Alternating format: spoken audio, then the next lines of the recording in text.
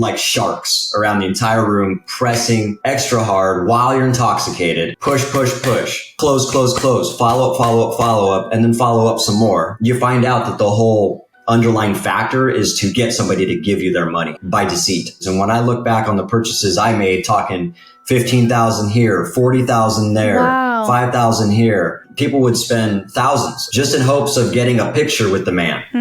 The upsell was $400,000 for the next level. And I probably seen about 10 people stand up and take that offer. Everybody just glorifying and idolizing this guy, just like a god. My truck was branded with his stuff. What? My house full of pictures, like I had a big picture of him. I took everything to the next level. You couldn't even have talked me out of it. There were people who brought it up to me like, hey, dude, you're in a cult. There's some things that are off here. And I remember that thinking about it now, but it's almost like I didn't even hear them.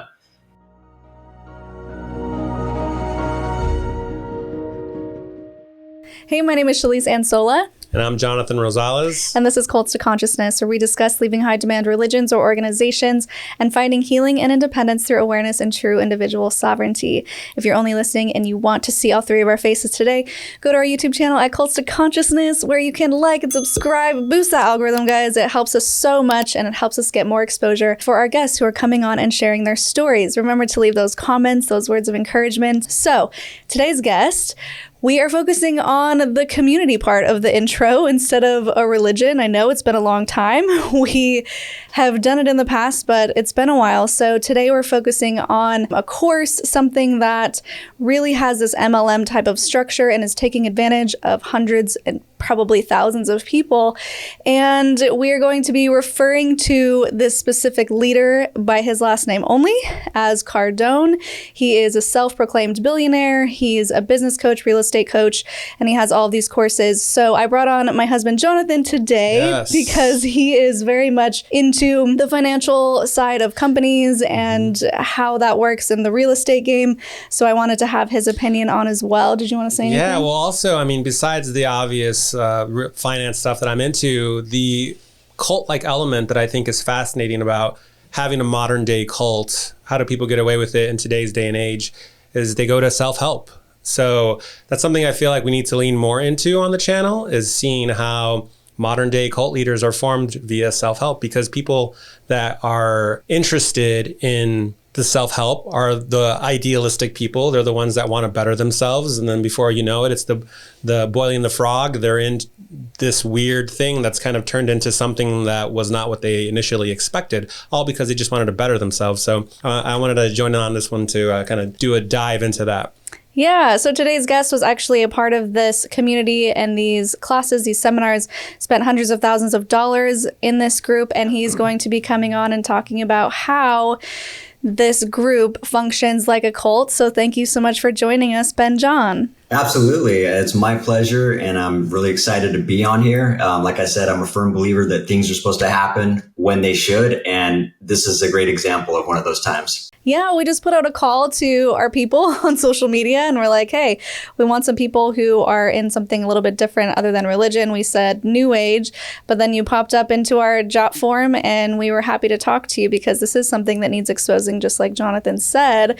So before we go any further into your story, would you, Ben, just briefly talk about who this Cardone character is from your perspective? Okay, so yeah, from my perspective, Cardone and the 10X community, as it's labeled, it's a pretty big movement. It was based off of a book that I was introduced to, and the way I view this guy is that I've actually coined my own terms for these people, and I wrote a book actually with one of these terms last year, one of these terms is the misguided mentor, and I call them self-serving entrepreneurs. These are people who, like Mr. Cardone, are doing business because they want something rather than actually caring about people and actually serving others. Mm-hmm. And it's a very big thing that needs to be talked about these days. And it's so, like Jonathan was saying, it's not talked about enough. The self-development part, it's so under the radar that it's not even being looked at as a cult. But I can tell you firsthand from being in that 3.5 years and spending $250,000 with this particular man, it is very much like a cult. Wow. Okay, so when you first came across this guy from his book, what was your initial impression of him? What was the shiny thing that drew you to him? Well, I resonated with him. He told a story in the book. Out of all the stuff he was talking about, this book was based on doing more, putting in more action, massive action, if you will, and so that's a good message in itself, right? And I resonated with that. And a lot of people who don't know themselves, which at the time I would say, honestly, I didn't, kind of latch on to that message, kind of latch on to people who are preaching that stuff, right? Like, you have more inside of you. You should be doing more. And that attracted me to him. And then the story that he told about, his dad passing away at a certain age, at a young age. I don't know why, that just kind of hit me in the feels, as they say, and kind of drew me into more of a connecting with him on a personal level from there. Yeah, that makes sense. And so what he is promoting is you can grow your business, or you can build a business from scratch. And you were at the point in your life where you wanted to grow a business, right? Yeah, 100%. Well, it's funny because I was already on that track. I was already doing well with my business. I was already scaling and making an impact in my community. I was well known. Everybody, I was kind of dominating that area in a positive way. I was all over the place on social media and doing a lot of stuff that other companies weren't.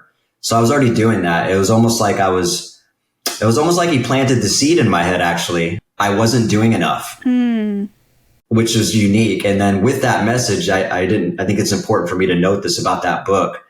The main message is you could be doing more. You should be doing more action, more. But the underlying message was, I have the answers for you. I have what you need. Look to me for success. And that's the hook. He was at the right place at the right time as far as your life and your journey goes. Now, when it comes to finance and self-help, there are a lot of gurus out there that claim to have the answer and the success is waiting for you. Did you find yourself gravitating to anyone else at this time in your life, or did he stand out specifically, and why him? Yeah, that's a great question. No, I had a lot of, I call them social media mentors. I had a lot of them I was looking up to and drawing advice from, drawing perspective from. Too many, probably, 7 or 8 of them. And I realized after because I would try to take some of their strategies that they were promoting and implement it into my business. And I found out that one strategy I would try would contradict someone else's strategy. So it was like clashing. And I quickly realized, like, gosh, I'm all over the place, right? I'm trying to do what this guy's suggesting and then doing what this guy's suggesting, which is completely different. So I realized, like, I need to hone in on 1 or 2 guys, and Cardone just ended up being the guy for that. I think a lot of that was that personal connection. I felt like I resonated with him. He had a part about him that felt loving.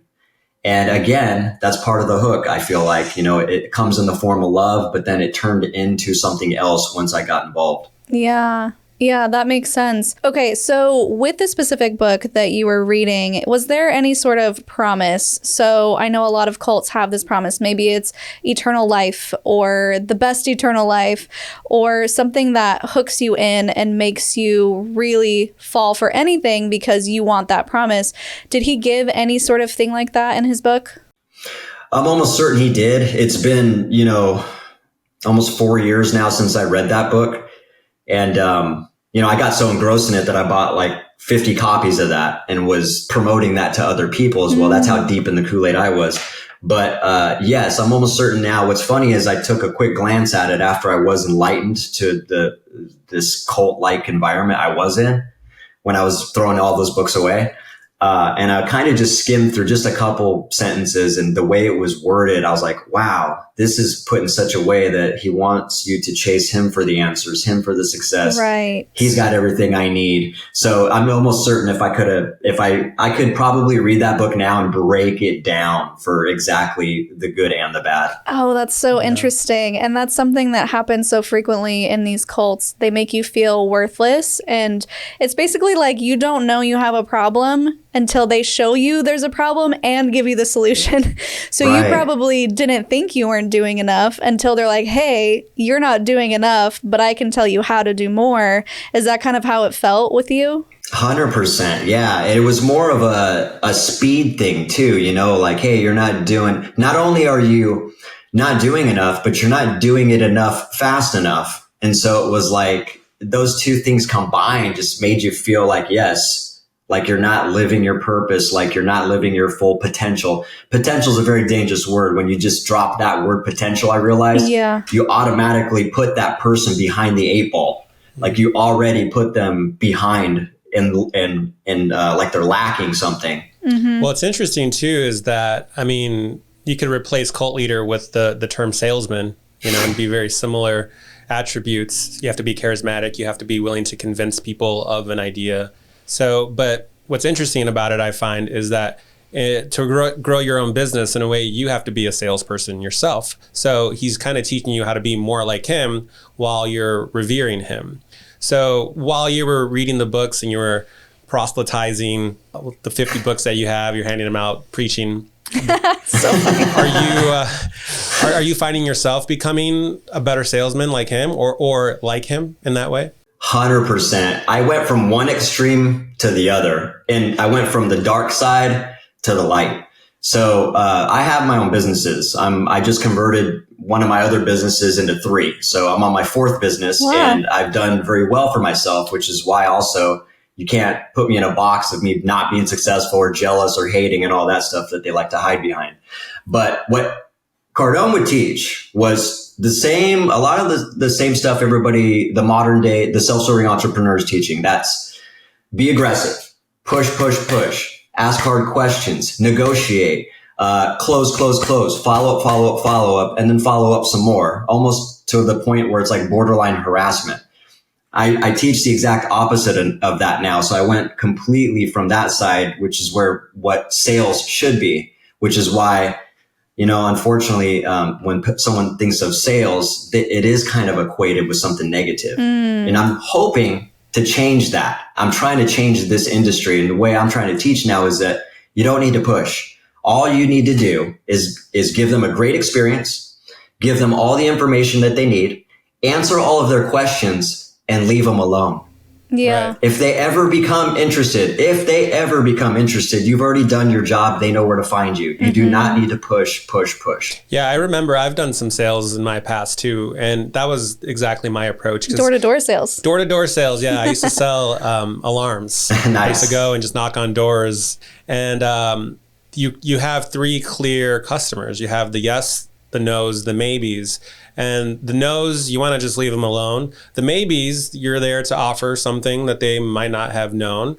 And the yeses, you're just there to provide the service and the expertise. So I'm on board with the not having to manipulate or convince people that they need the thing that you're there for. You're just there for the people that already kind of wanted it. Right. Yeah. So let's talk about this environment, because obviously you're here because you feel like his programs are very culty and he basically acts as a cult leader in ways. And so I want to get into your shoes here when you finally decide this is worth going to a seminar for. I'm going to spend however much money, and you can tell us or not how much you spent to go to these in-person seminars.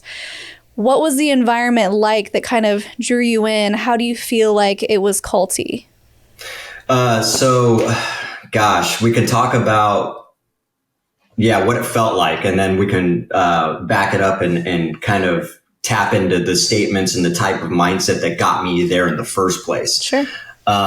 When I was there, it was just a room full of thousands of people, a lot of energy, but I could also feel the energy of what we were just describing. I can tell that most people were there not to actually create meaningful relationships, but instead chase money or an outcome. They wanted to be there because they wanted something. It was a room full of people wanting something.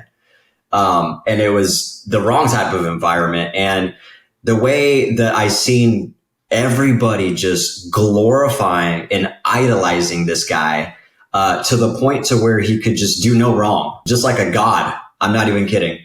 It was so apparent, and people would spend thousands of dollars, including myself, just in hopes of getting a picture with the man.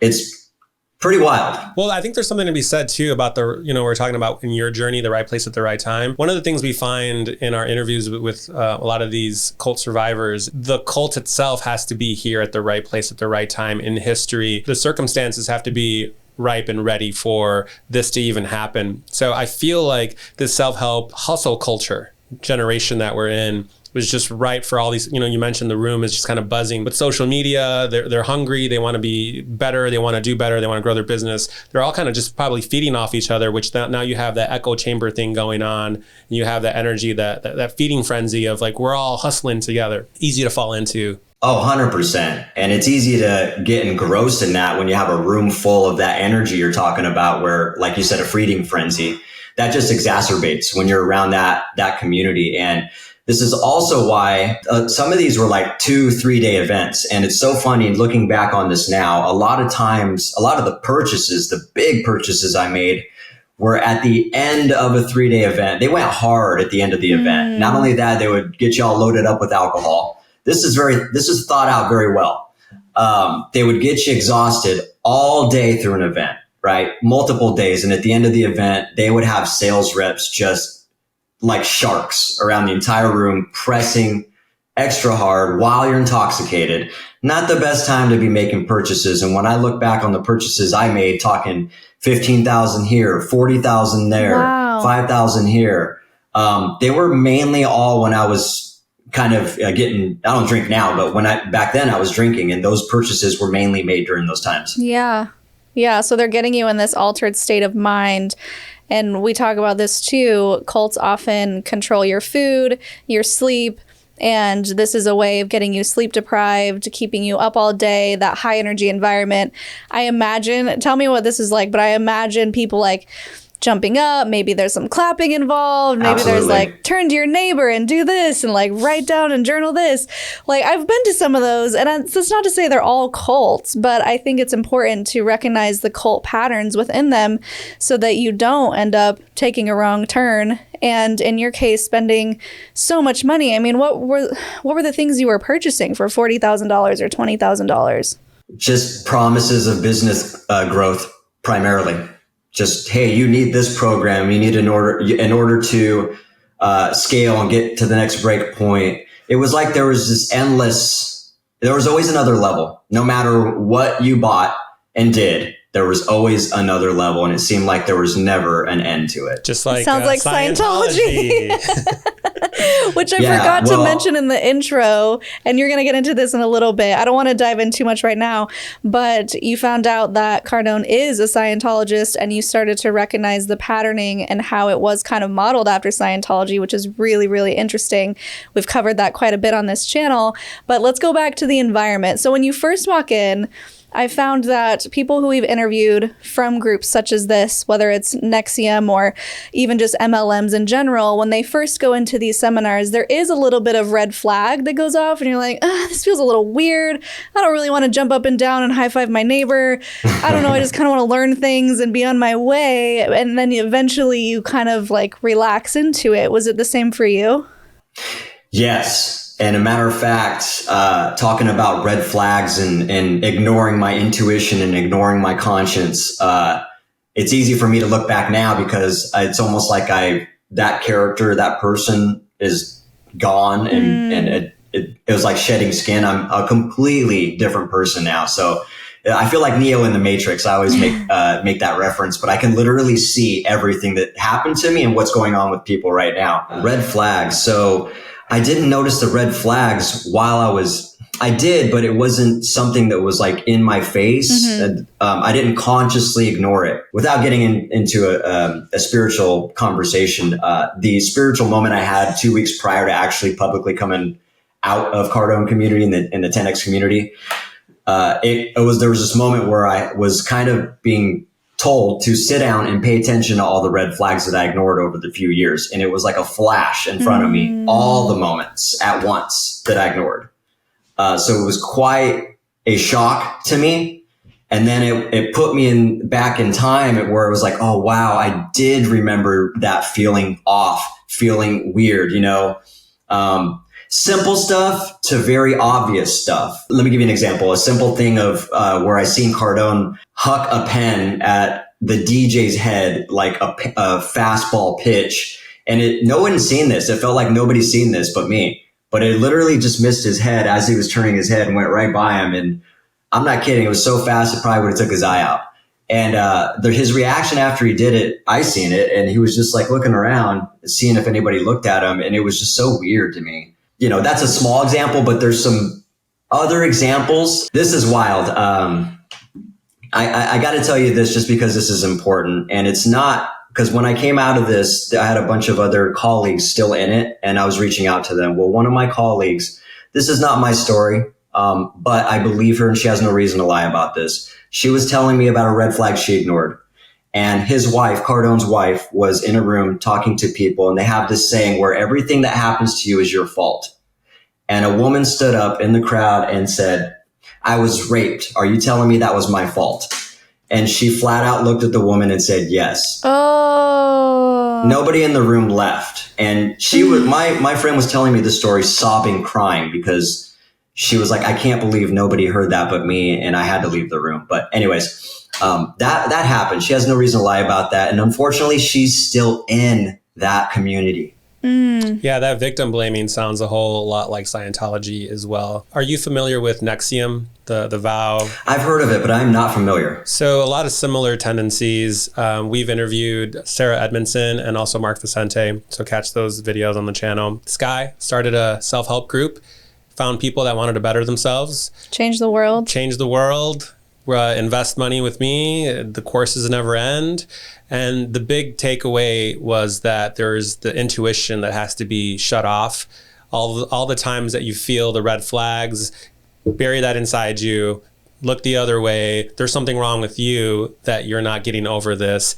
And then eventually you look back and you're like, I can't believe, Mark Vicente describes it as an awakening of a dark dream where he felt like he was actually asleep for 10 years. And now he's actually very Matrix-like, actually. Wow. Yeah. And that's something too that we talk about, shedding of the skin. And so another way that they get people is they tell you it's going to be difficult. And they tell you, well, if you're not willing to suffer, are you even willing to have an amazing life? And you talked about, Ben, how you felt like you were a completely different person, how you changed into somebody else.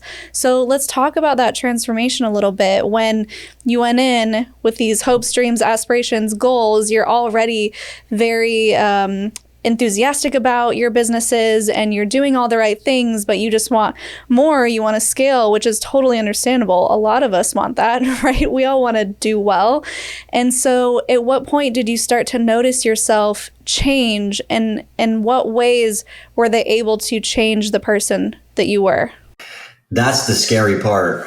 I didn't notice that I became this person that I didn't want to be, or that I really wasn't. Mm-hmm. It's a slow, gradual. Absolutely. It's almost like, if I was to compare it to something, it's like people who wear glasses or like a windshield of a car getting dirty. Mm-hmm. That doesn't just happen like that. It's an accumulation very, very slowly. And sometimes you don't even know it. It's like, what the heck? I didn't even know. How's my window so dirty? Yeah.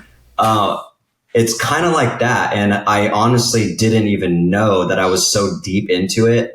I realized that it was temptations that deceived me and blinded me to the truth. You couldn't even have talked me out of it. There were people who brought it up to me like, hey, dude, you're in a cult. There's some things that are off here. And I remember that, thinking about it now, but it's almost like I didn't even hear them. Yeah. And to be honest, I'll even take this a step further. It was a bad experience, but it was an experience I had to go through. It was part of my journey, which, if that's what our creator had planned for me, then I'm sure there's a reason for it. But a lot of people might hear me talking and think that I have a victim mentality, and that I'm like, it's definitely something I'm just speaking about to bring awareness to other people, so that, that's my purpose now, right? Mm-hmm. Like, if someone hears the seed I'm planting in their head and it awakens them, then that was meant to happen too. Mm-hmm. But yeah, I didn't notice it until I went through the entire 3.5 years, and then I had that spiritual moment. And it was literally like being reborn. And I was like, wow, I can't believe what I'm in.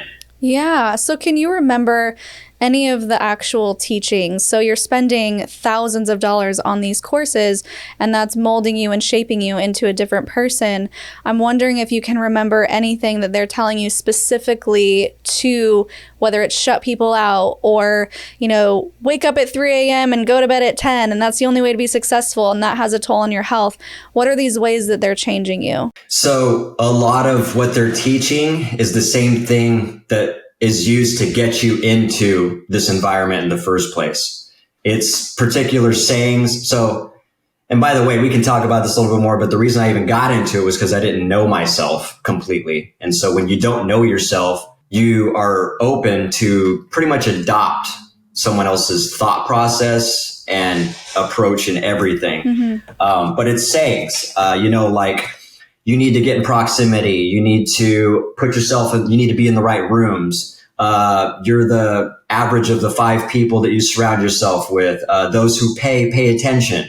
All these sayings got me in the room. And then once I was in the room and investing all these dollars, I went into buying training that would teach me how to convince others with the same methodologies. Was the information that you were learning helpful? So that's the thing. That's why it's so hard. Yes, but it's used for bad. Let me give you an example. Going back to the whole 10X concept and you need to be doing more. That's a great message in itself, right? Hey, you could be doing more. It could be framed differently, right? Someone might receive that as love, but it's used in an evil way where it's like, okay, you need to seek me for the answers though. It's my thoughts. And if you like that, I'm going to show you more. You need to get in proximity with me and I'll show you more and more. Mm-hmm. So there are things that are helpful at surface level and at a first glance. But then as you get into it, it's being used you find out that the whole underlying factor is to chase money, manipulate, and teach those things in sales, particularly how to actually get somebody to give you their money by deceit. Mm-hmm. The ways in which they were teaching you to manipulate, do you remember any of those tactics? Because obviously there's going to be a myriad of experiences, just like with any religion, with any group. There's going to be people who get great things out of it and they're like, cool, that was awesome. And then they leave. And then there's going to be people who are spending $250,000 because they were so hooked in. And now they're on the opposite side of the spectrum, such as yourself, where you're like, whoa, how did I get here? I'm a totally different person and I just spent so much money. This wasn't actually a good investment. So I wanted to put that disclaimer to say that we're not saying that all of this advice is wrong, because no one ever joins a cult. They join something that is helpful initially, and then it becomes darker. So the ways in which they were teaching you to scale your business, what were those unethical methods that you remember? Yeah, that's it's just to make promises that never were fulfilled. Like, it's really hard to put my finger on. But again, like I said, if we were like to break down a video or a book, a training video or a book, I could literally call it out in real time, be like, this is what's actually going on. But it could be something as simple as those sayings, right? Like, commit first and figure the rest out later was one of Cardone's famous sayings, right? That's a good example. I can think of times where that has actually been helpful for me, where I've overthought something too much and just go for it. But more times than not, that ended up getting me, to spend with him. It was used for me to spend with him and the community. Like, for instance, he would say, hey, join this 2-day event. You need this in order to get to the next level. It's going to be $40,000 for this 2-day event. Jeez. Oh my gosh. I'll be thinking about it like, I don't know, man, that's quite a bit of money. And it's like, look, just commit now and figure the rest out later. Trust me, it's going to work. Mm-hmm. And then I would do it, and come to find out it was all like 3rd grade level stuff that I already knew, and I could literally have looked up on YouTube. It really wasn't anything special. And the whole time I was getting upsold while I was trying to learn. Jeez. It was really an unpleasant experience, and that's happened several times. So everything seems to be a sales pitch that funnels directly to him, where he and tell me if I'm wrong here in this assumption, but it seems like he's giving you tools, but really those tools are just a facade. It's just another way of controlling you to spend more money. So here are these tools, but you have to have me tell you how to use them. And in order for that to happen, you have to go to this other seminar, and that just keeps happening and keeps happening. So in your mind, you think you're learning all of these tools to grow your business, but in reality, they're just empty promises that get you to the next level. Is that a fair assessment? Pretty much, yeah. And then to what Jonathan was saying about having a room full of people with the same energy, creating that atmosphere, you're in a room where you know other people spent thousands of dollars as well, tens and thousands of dollars to be in that same room. Right. So it's kind of reassuring. In your head, you're almost like, oh, I made a good decision because there's all these people. Well, they're doing it. Yeah. So there's that level of, and not only that, they take it a step further. If you've done like some of the bigger programs, like for instance, that 40K program, I remember a moment where there was like a room full of 1,000 people or something. He said, everybody they were pitching that program from the stage. I had already taken it. And they were like, everybody who's taken this program, stand up. And so we would stand up, and it almost like would feel good that now we're getting idolized because we spent that amount of money. Right. Really, it didn't even help. Right. When you take a program like that and you said, oh, wow, I kind of already knew this stuff. I spent so much money. Where was your mind at? Were you questioning it all? Did you turn to your neighbor and be like, do you feel like this is worth $40,000? Was anyone questioning what's going through your head during that seminar? Yeah. Was there any buyer's remorse? Yeah. Oh, absolutely. There was definitely buyer's remorse. What was even crazy to me was the upsell in that room for the $40,000. We're just talking about that one specific experience. The upsell in that room was like 50 people maybe in the room. The upsell was $400,000 for the next level. And I probably seen about 10 people stand up and take that offer. What is he promising for $400,000? They call it platforming your business, where they take your business to the ultimate level. How though? I have no idea. You're like, I don't know. I didn't take the course. Does it involve Xenu? Is Xenu part of the process? It's like a personal talk with him? Consultation? Well, they don't talk about him, apparently.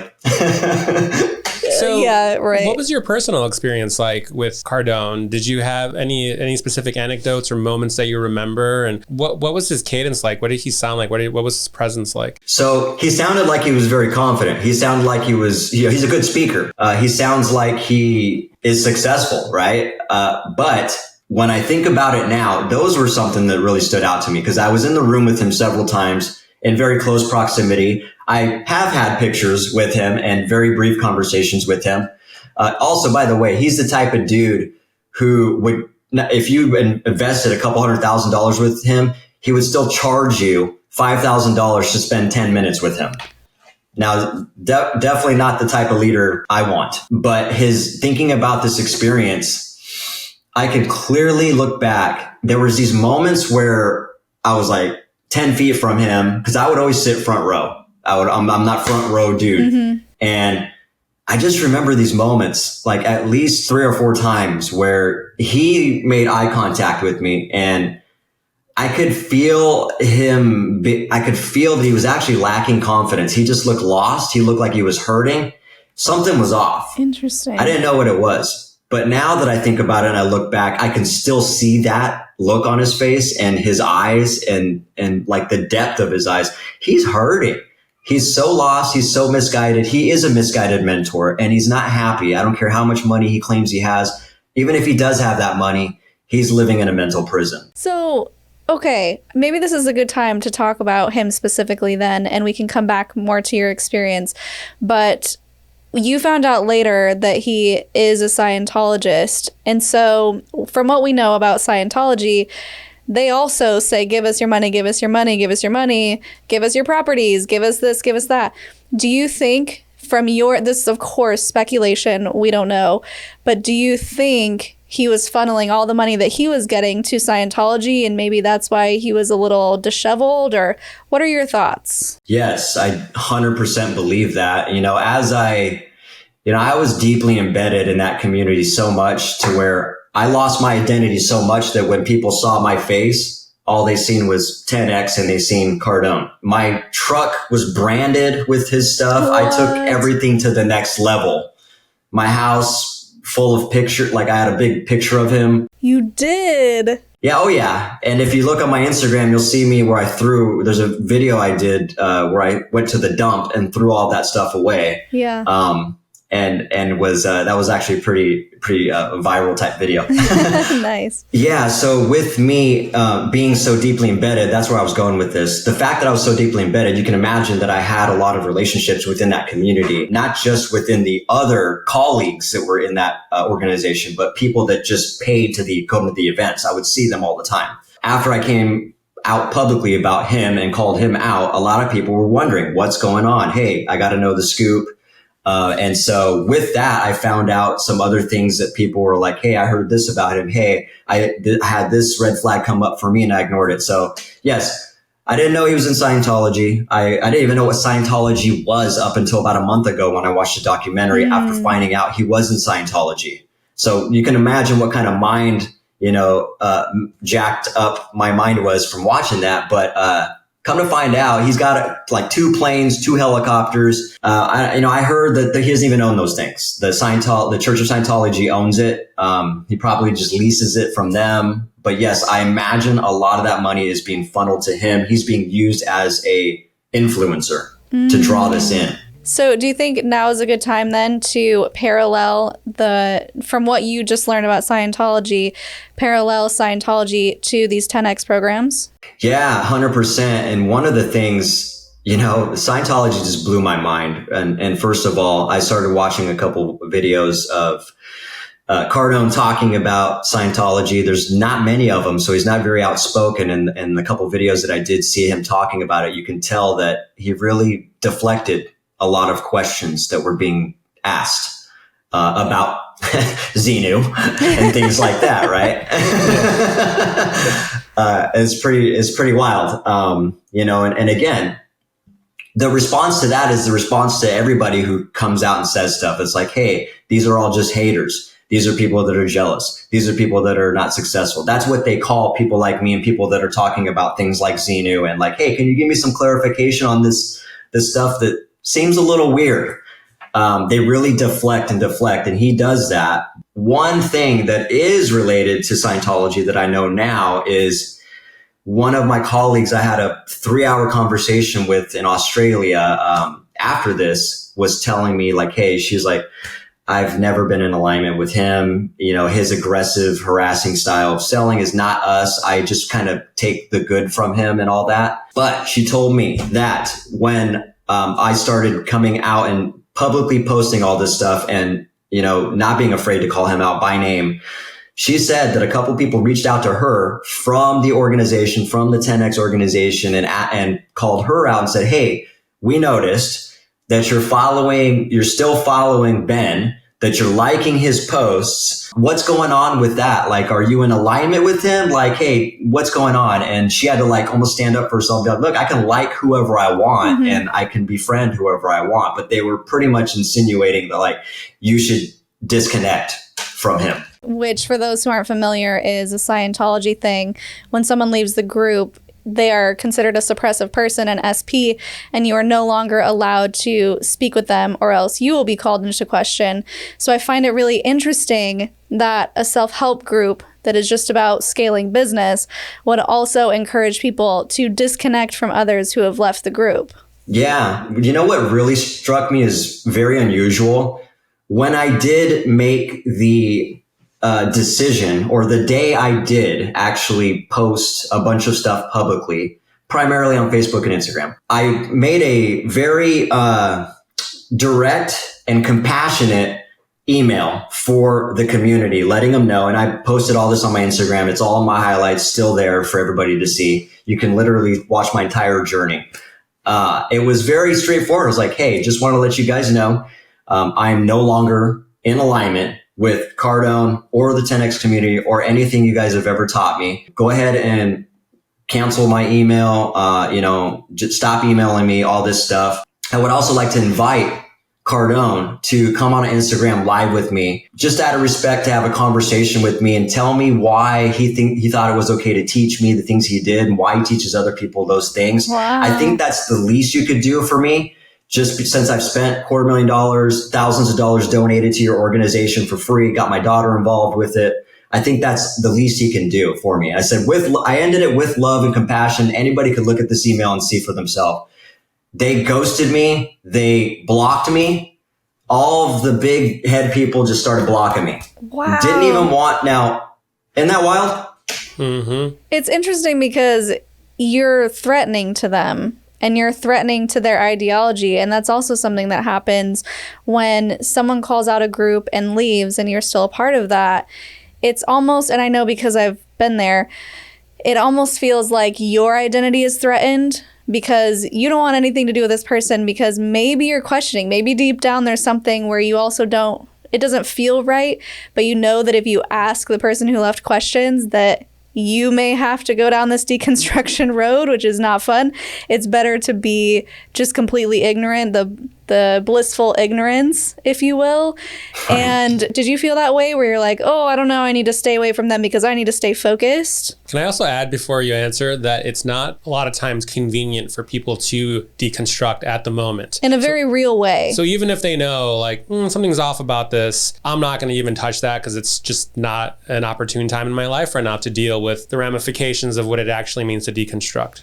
Yeah. So did you notice anyone leaving and did it make you question or did it make you double down? No, I did not notice anybody leaving. Okay. That's the thing. I noticed that there were some people that worked for him that kind of just disappeared and you wouldn't hear from them again. But I was always wondering, like, what happened to that dude? What happened to that woman? Mm-hmm. And I would just hear like, oh yeah, they don't work for him anymore. And then it's just kind of weird that they didn't talk about anything ever. I think they have to sign some type of non-disclosure stuff, I imagine, when they separate, because I've tried reaching out to them lately and no one's getting back to me at all. Like they are pretty much being coerced to not talk about anything. And that's the fear that's being presented too. It's like everybody's threatening their bank account and all this stuff. I don't care. Yes, I haven't mentioned his name on this out of respect for you guys' podcast, but if you go on my platform, you'll find out real quick, I do not care. Mm-hmm. Like I'm calling these people out by name. I'm doing much more than that too. And he's not the only one. There's other self-serving entrepreneurs that do stuff like, we didn't even talk about this, like bowling. I've come to the realization that there's bowling going on, especially in like the training space. There's another individual I call out and I won't need to mention it. You know, his last name's Elliot, but he'll pretty much call people fat or something like that, flat out in a room full of people and say, hey, some of you are fat. And then he'll switch it on them and say, I'm telling you this because I care about you. I care about you enough to tell you you're fat. And they start thinking, oh, well, no, he actually does care about me. He loves me. And that's not love. That's Stockholm syndrome. Yeah. And that's very much a real thing in the self-development world as well. Yeah, it's something where they break you down on purpose and they tell you, I'm going to break you down so I can build you into the person who's successful. It's so common. And that's another reason why people don't necessarily run away immediately because they know it's coming. They know I'm going to go into this room and be berated and be put down. But that's what I have to do in order to shed this old me and build up the new one, right? Mm-hmm. Yeah, but that's not the way to uplift people. I mean, let's be real, right? No. Yeah. So I call that out. And like I said, there's several people who are twice my size that have made millions doing just that. And I don't even care. Like it needs to be talked about. I guess I've been put in a David and Goliath situation, if you will, to do this work. And I just hope that one person hears me. It's been working. I've had people that have been, commenting on some of my posts and saying, hey, yeah, I think you're crazy. I think these people all have more money than you, more successful than you. And then that same person 3 weeks later would say, I think I'm starting to see what you're talking about. Yeah. You know, one of the things I'm kind of interested in the work that we do is that moment, that wake up moment. For some people, the process takes years. Other people, it can happen in an instant where they look around and they go, oh, this has been going on. What was that like for you? Was there like a rock bottom moment, or was there just like a clear, definitive moment where your eyes opened up and you looked around and you're like, what did I do? Yeah, I had a moment where, oh gosh, this is a a whole nother conversation that I haven't been able to talk about enough. But again, it's more spiritual based. I had these series of things happen to me, but the main thing, people call it different things, right? Downloads, messages, feelings. That's what I had. And the first one I got was, it felt like someone was telling me to let go. And I took that quite literally. I heard it, and it was such a compelling feeling to do just that. I let go. I let go of wanting things from people, wanting expectations, wanting to be right or wrong. I let go of wanting to understand. I let go of wanting answers. I didn't want to be successful. I was let go of wanting money. I'm talking literally a list full of 50 things down to a granular level. And once I did that, I started receiving more and more and more on a physical aspect, and then just spiritually. And it really just brought me into this higher frequency. And so that's why I was saying, when people reached out and said, hey, what happened in the Cardone community? Like, I got to know. I was like, it wasn't anything that happened in there. It was what happened to me 2 weeks prior that woke me up. And then I just kind of waited for the right time to do that, to expose that publicly. Are you comfortable talking about the details? Because I'm fascinated and I would love to know where you were physically, where you were mentally. What was it that kind of woke you up, or was it a voice you heard? Was it this thought that popped into your head? What was kind of going on when that happened? Because that's a really big deal. Yeah, so it's hard to explain. The best way I can explain it is, and this is a whole separate topic, but there's this documentary about extraterrestrials, and I was watching it, and the way these women were talking about their encounter with another being, mm-hmm. They were talking about being able to communicate with this being without talking. Mm-hmm. And the way they described it was the best way. It was like they were spot on with the type of messages that I've been receiving. Interesting. It's such a compelling feeling to do something very deliberate on a granular level. Like if I go left foot first and I get the feeling to go right foot first, I do it, and something crazy miraculous happens every single time I listen to that. Okay. Yeah. And again, I have very specific stories where it involves me like having a dream, and then another guy in London having the same dream.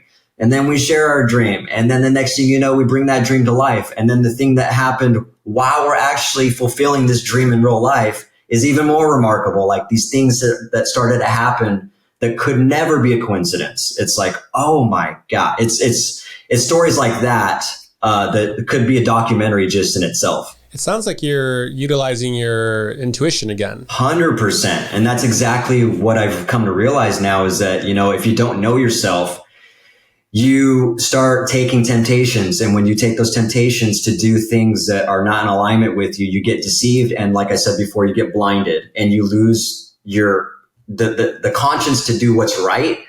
It becomes much harder, mm-hmm. because now you're blinded, and your intuition, you're further away from that frequency of listening to your intuition to do the right thing. So yes, I am completely tapped into my intuition now. And that's also the way I teach business. And it's quite simple, actually.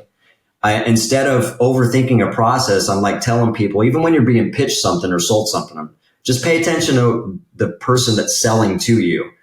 You can tell if they just want something from you or if they actually care about you. Mm-hmm. It literally is that simple. Right. It sounds like at the beginning of this journey, you had an identity issue.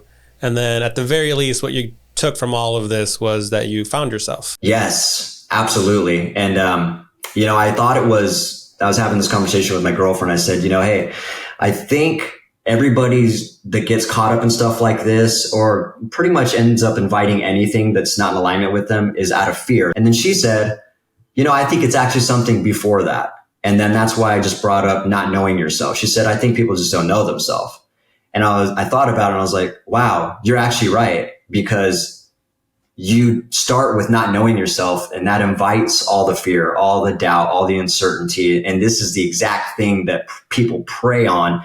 Guys like the self-serving entrepreneur Cardone, they will prey on that. And like you said, Jonathan, right place, right time. That's how these scams work. They just need to be omnipresent. They just need to be there when the moment when a person is at their lowest moment, and that's the exact right time for them to come in. Yeah, I also want to add, because yes, that's absolutely a thing, and people do prey on those who need guidance and need a community and need support and need love.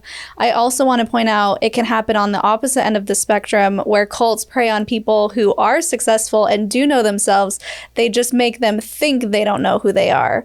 So they see someone who is successful and thriving, and they're like, wow, this will be a great salesperson for our team. We just need to mold them into the person that we need. And by doing so, they have to break them down and fit them into their own category. Because like we've seen that with NXIVM as well. I think Mark Vicente is a great example of that. Someone who was really thriving, just made an award-winning documentary, and they literally scouted him and made sure that he was at the right place at the right time so that they could latch onto him, deprogram Mark as he was himself, reprogram him into this NXIVM powerhouse, and now you have like this huge powerhouse to advocate for the cult. So I just wanted to point out that I think there's a variety of ways that people can start out, but I think ultimately, yes, they have to make you believe that you don't know who you are if you don't already, before they can really manipulate you and use you for whatever negative thing they're doing. Or exploit a very key element to your personality. You mentioned Mark Vicente. We have mentioned him in this episode. Him specifically was really idealistic. So he was one of these, like, I want to change the world. I want to be, from the bottom of my heart, I want to be a vessel to make the world a better place. Let's harp on that and let's exploit that, but let's use it for bad. 100%. And I'm almost certain that that's the same thing that happened to Cardone. He is an influential person. And I think the Church of Scientology, once he got interested and checked that out, they seen that in him. They're like, this guy could be used for our purpose. If we can mold him and shape him into what we want, he's going to be a powerhouse. And he definitely is. That guy's all over the place. And there's a lot of people that know who he is. If you don't know who he is, it's usually not very common. But yes, I'm almost certain that happened to him. And going back to what you said, Jonathan, about me not knowing myself, I did know myself for the most part. I at least knew that I was doing well in my business and that I was really kind of surpassing other similar businesses that were doing what I did, which is high-end outdoor living improvement, like conservatories, fully glass glazed sunrooms. That's what I specialized in. And I was still doing well, but and I realized that I actually did worse once I got that kind of mentorship because it wasn't in alignment with me. Interesting. And that's something I wanted to talk about with you, because towards the end, when you did have this spiritual awakening and you realized that this is not where you needed to be, were you actually thriving in your businesses? Were these things, these classes, seminars paying off, or were things going the opposite direction? They were going well, but this was during COVID. So the moment of COVID really put the entire economy into fear and doubt. Yeah. There was a lot of uncertainty going on with COVID, and that was the best time. We talked about scams and self-serving entrepreneurs preying on those moments. That was the ultimate moment for those type of people to come swooping in like vultures. Totally. Yeah. And the coaching and mentorship space blew up during those years. You signed up to essentially be a coach and sell this product as well. Is that when you started to realize that you were doing things in an unethical way? Was during COVID? No, what's ironic is the first year COVID kind of was happening that was my best year. I did the best in that year because I was leaning into, things that I knew was, I knew I needed to not suppress myself, if you will. Like I knew that retreating wasn't the answer. And so I got a little bit more exposed and took the heat from community, and actually did really well. But it was the talk of the economy and society. And then guys like Cardone saying like, hey, you're in a struggling economy. That planted a seed in me that I could be doing more even though I was already doing well, which is kind of crazy. Again, planting thoughts in my head that I am not doing as good as I could be is really what got me chasing that. So that's really interesting then. You were actually thriving at the point where you realized you needed to leave? Yeah. Well, when I left, this was actually a couple years when COVID was going on. Uh-huh. So I had those best moments there, and then it just kept so I had like a real surge in the business, and then it kind of plateaued a little bit slower. I still was growing, but it wasn't like that big surge in there. You mentioned that you were preaching all things Cardone to anyone that would listen at the time. Were you successful? Did you convert anybody? I think so. Yeah. Yeah. Unfortunately I did, but thankfully they've seen my journey now. And a lot of them that I can literally think of, I was honest. I'm like, all that stuff I was taught was the wrong thing, man. And I was lost and I was misguided. What's crazy is you're never going to see anybody do this. When one of the posts I did after I was publicly coming out is I can think of people that I manipulated and I kind of essentially forced to buy something they didn't want to. And I made a public post saying, hey, if anybody has bought anything from me, if you felt like I forced you to buy something that you did not want to, first of all, I'm sorry. Secondly, if you want a refund, I'm here giving refunds out. I'm giving thousands of dollars away to people. If they want it back, please reach out to me right now. Yeah, that's still on my profile still to this day. You're never going to see anybody do that.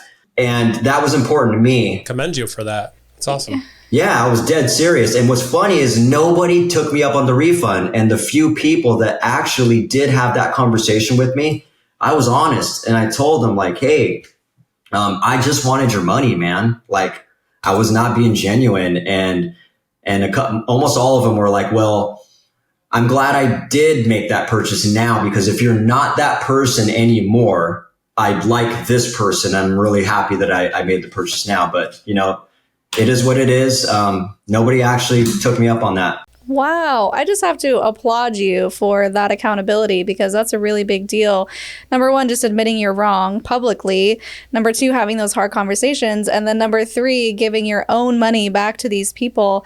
I think that's a really amazing thing for you to do. Yeah, thank you. And I think it's important. I wanted people to take me seriously, first of all, and I wanted to be an example for like what a real leader should be. And that was the start of me letting people know like, hey, that was not me, and I'm going to prove it to you. Yeah. So the last thing that I wanted to talk about before we get into more about your deconstruction and that whole spiritual process is you had mentioned that you got your kids into this. So what is it that Cardone is preaching that is for children? Wow, that's a good question. So I have one 11-year-old daughter. The first time I got her involved was a fundraising event where Cardone was raising money for, at least he said he was raising money for kids who are growing up without fathers. I don't know where that money went.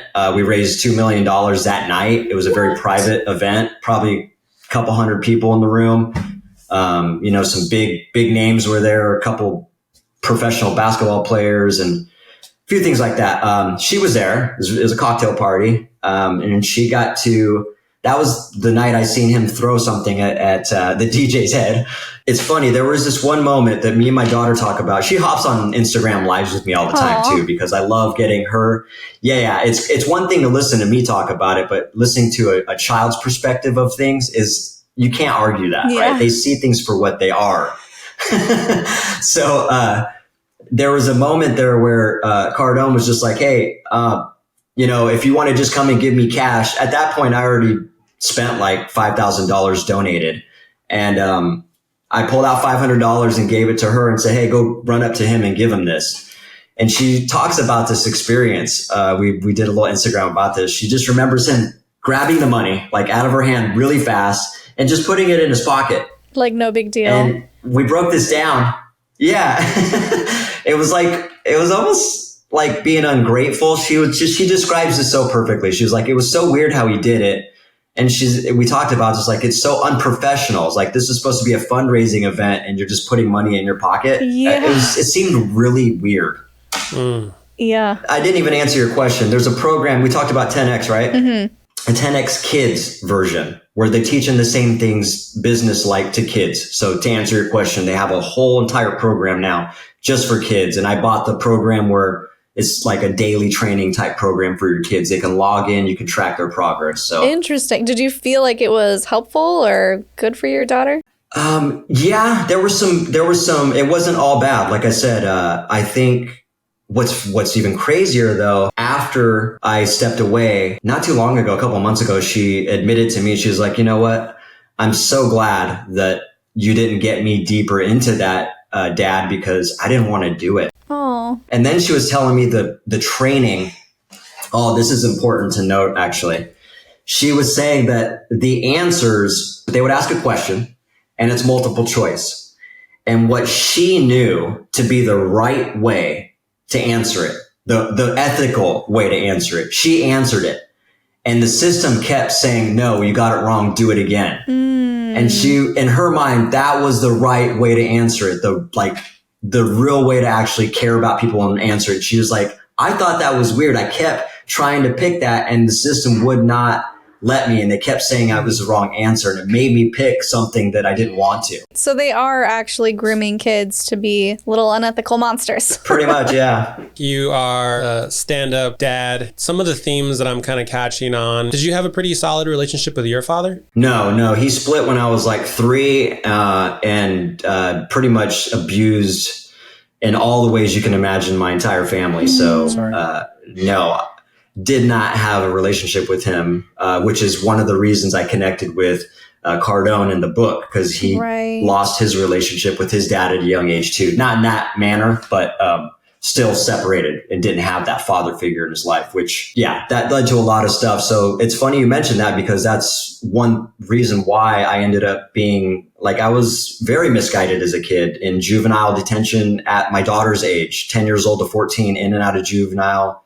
causing crime. The person you're looking at now is a very different person from the person I was growing up because of that lack of mentorship, which is probably why I was craving it as an adult. Sure. Do you think a lot of these clients of his find themselves in a similar situation? There's almost like this father figure that they're learning from? Yeah, absolutely. Absolutely. Yes, I've had that same conversation with a lot of people and had some intimate conversations just like that have similar stories to me, you know? Yeah.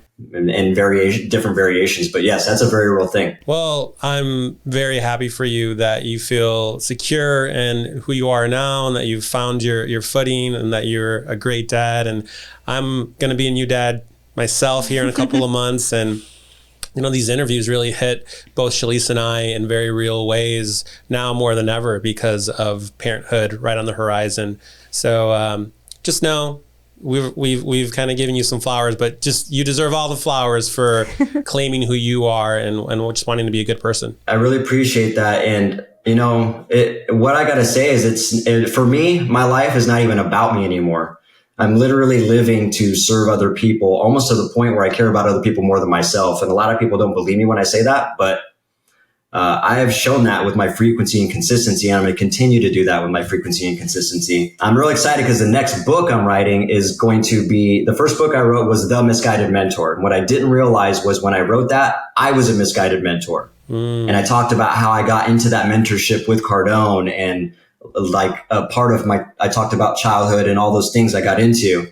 This next book is going to be called Today's Misguided Mentors, where I'm going to talk a lot about what we talked about on here and bring more awareness to what's actually happening in the self-development atmosphere, and, you know, talk about self-serving entrepreneurs and the misguided mentors that are out there right now. So it's definitely going to wake some people up, man. Nice. So exciting. Yeah, let's talk about the consciousness side of your story, more about what you're doing now. I know that you had mentioned that you went from maybe atheist to a believer, and kind of, if that's a part of your story, feel free to share that. Let's just talk about how you are.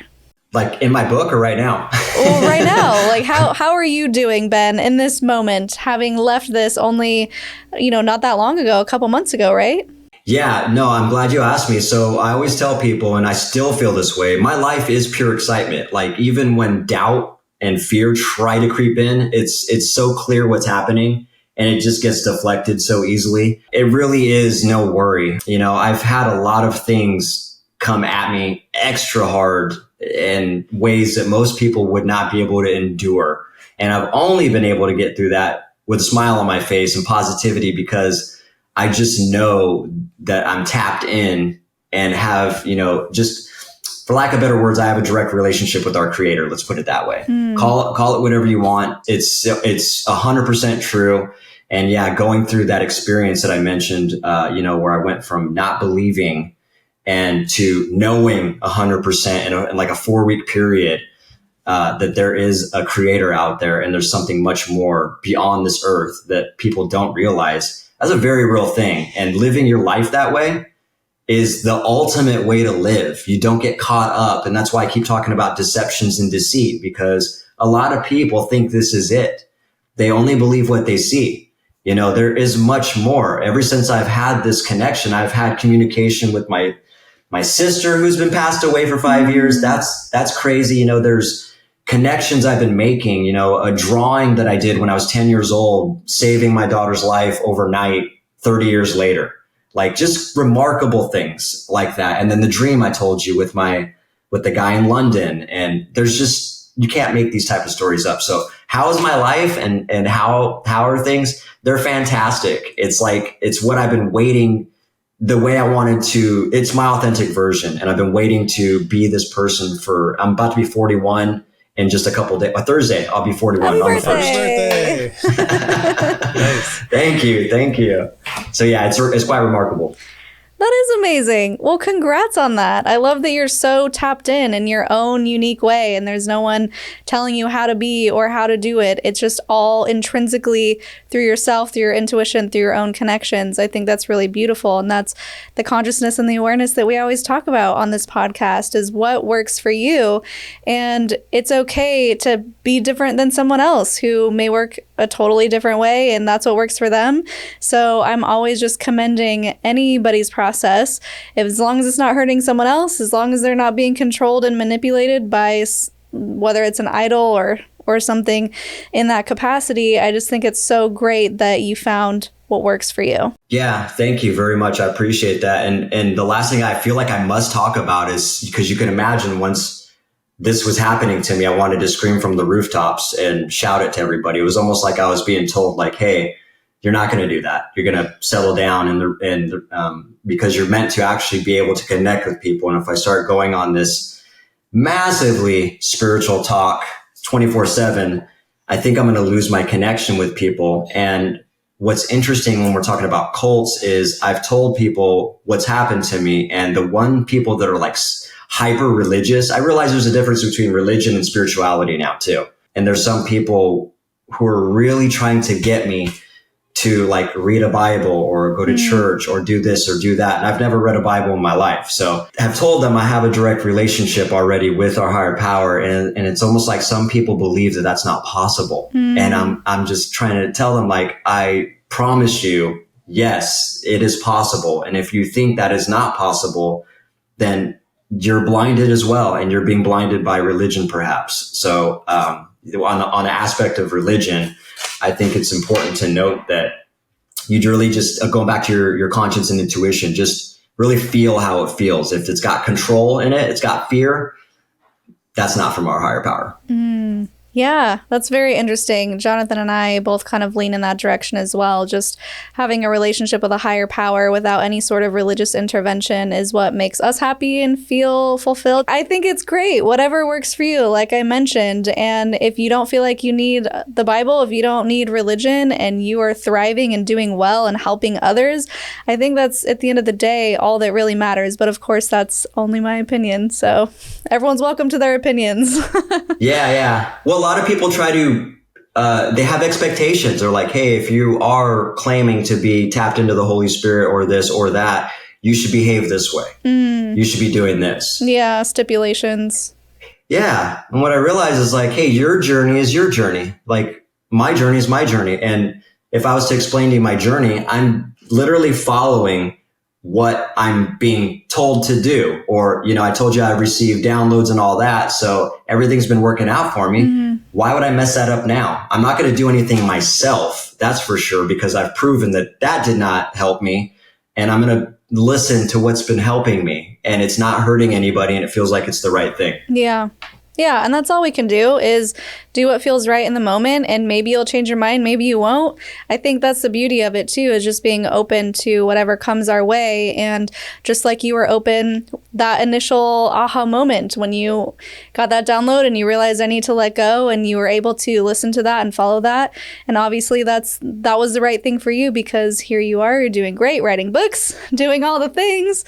So for people to find you, Benjamin John Mike on Instagram, do you have any other things that you want to plug aside from your book? I'll definitely put the link. If it's on Amazon, I'll put it in the description or anywhere. Yeah, so I think you can find all of that primarily. Instagram seems to be my main platform. All my links to all my stuff is on there. My business training that I do, my platform. And like I said, I told you guys how I teach how to do sales and how to run a business properly and ethically. So all that's on there. The first book I wrote, the second book that I've got coming out in a couple months is going to be promoted out there. And then I'm already working on that third book, the Today's Misguided Mentors. All that stuff usually is in my bio. But go ahead and just find me on there, or Facebook, which is Ben's Massive Impact. Great. Not hard to find. That's awesome. Well, that brings us to our Linda Listen moment. Sassy statement, as the viral video with the toddler goes, to say anything to anyone who's pissed you off, or you can go the inspirational route. That's right. This is the Linda Listen plug. Yeah. So I would say, Linda Listen, if I'm getting this right, Linda Listen. If someone says that you need to look to them for success, I would say that you have already all the tools that you need inside of you. Once you realize that, all the right people, all the right communities, and all the right resources will come into your life at the exact moment it's supposed to happen. And when your conscience is in tune with that, you'll know it and you'll lean into it. You don't need to look for it in other people. That's right. Amen. You don't have to rely on spiritual gurus. I think there's something to be said about learning from others, but learning from others who promote that you have the tools. Say, this is A, B, and C what you should do. Now go off, little one. Go fly on your own. Don't rely on me. I think those are the best teachers. And I think that's what you're doing now with your coaching business, essentially. I don't know if it's a coaching business, but your mentorship or your inspirational posts or teaching people how to do things ethically. You're giving people the tools and then saying, all right, go do it on your own. Don't look to me as a guru. Exactly. That is definitely my approach. That's my angle. And that's how all business, that's how self-development should be. So, have people tap into themselves and use you for whatever they feel like they need to use you for. Yeah, that's great. Well, thank you so much for coming on, Ben, and sharing. I'm glad that you reached out from our Instagram post. I'm glad we connected, and I'm happy that we're able to expose this on a level that maybe no one has heard about before, and do something that's a little bit less religious, but still kind of feels religious. So it was a good direction. I'm happy we got to talk with you. Ben, it's been a pleasure. Thank you so much. Absolutely. It's been a pleasure for me too as well. And I really hope that we provoke some thoughts. I'm almost certain we did. So I'm excited to hear what people's thoughts are on this and see what kind of feedback that it stirs up. But yeah, pleasure meeting you guys. I'm going to stay tapped into you guys and keep following you. You guys are doing great work. Great. Thank you so much. Yeah. And on that note, guys, if you enjoyed this and you have something to add or your own story, feel free to leave those words of encouragement in those comments down below. And we just love to see what you guys think of the episodes. And if you have any other experiences that maybe you want to share yourself, we do have a Jot form in our About section, or if you're on Instagram, a link in our bio, all that good stuff. So you can also support the podcast by going to our merch. We have some fun little baby onesies now. In honor of our baby coming soon. I don't want to be in your cult, cult-free kid, good stuff over there. You can find it at cultstoconsciousness.com under the merch tab. You could also become a patron if you would like, patreon.com/cultstoconsciousness. And if you want to come to Costa Rica, I believe we have 6 spots left. It's whittling down for end of August. Going to be doing something not so culty and just having a good time with all of you guys and getting to know you. Mom's coming, Mama Bear. I know we got some Mama Bear fans out there. Kendra's coming, Kendra Lee Bryan. We've had her on a few times, and we may get a couple other previous guests. We're going to work on them. Some fun surprises, I think. Yes. And if you like this video, check out these 2 videos down below. And until next time, follow your highest excitement, be conscious and be well.